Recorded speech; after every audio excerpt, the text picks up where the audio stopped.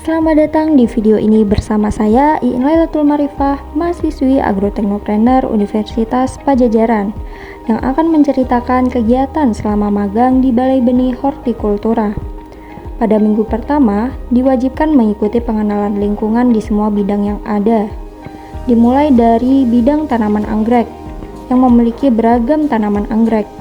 Di sini terdapat kegiatan perawatan tanaman dengan menyiangi gulma, menyirami, dan juga perbanyakan anggrek dalam pot maupun digantung dengan pakis seperti yang ada pada video ini. Selain itu, juga terdapat perbanyakan tanaman anggrek melalui persilangan pada bunga. Terdapat pula bidang tanaman hias yang berukuran besar di greenhouse.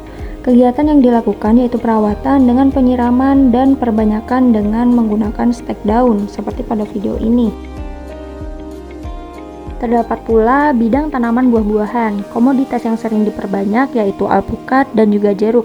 Kegiatan yang dilakukan yaitu penyiraman, pemupukan, okulasi, dan juga pruning agar buah yang dihasilkan lebih berkualitas.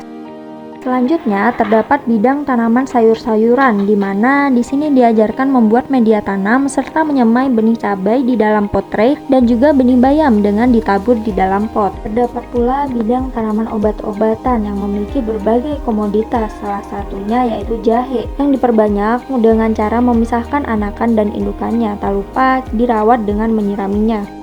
Pada kegiatan magang ini, saya memilih terfokus pada bidang laboratorium kultur jaringan. Di dalam setiap minggu sekali, biasanya di hari Jumat, Balai Benih Hortikultura selalu mengadakan kegiatan rutin pembersihan lingkungan.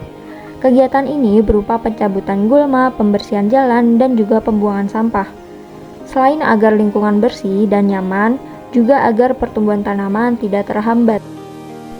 Kegiatan pertama di kultur jaringan yaitu sterilisasi ruangan dan juga sterilisasi alat berupa botol dan juga alat diseksi yang dicuci dan dimasukkan autoclave juga oven dalam suhu tinggi.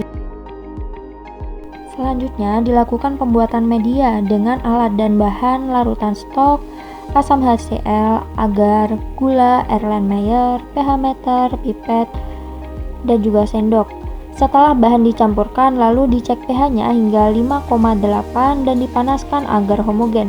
Selanjutnya dituangkan dalam botol media dan juga ditutup rapat. Lalu kemudian disterilkan di dalam autoclave untuk kemudian dapat disimpan di ruang inkubasi agar menjaga kesterilannya. Selanjutnya dilakukan penanaman expand di dalam media. Dimulai dengan sterilisasi badan di sinar UV, sterilisasi laminar airflow, dan juga persiapan alat dan bahan. Lalu dilanjutkan dengan menanam expand menggunakan pinset, bunsen, dan alat-alat lainnya ke dalam botol media dan ditutup lalu disimpan di ruang inkubasi agar tetap terjaga kesterilannya.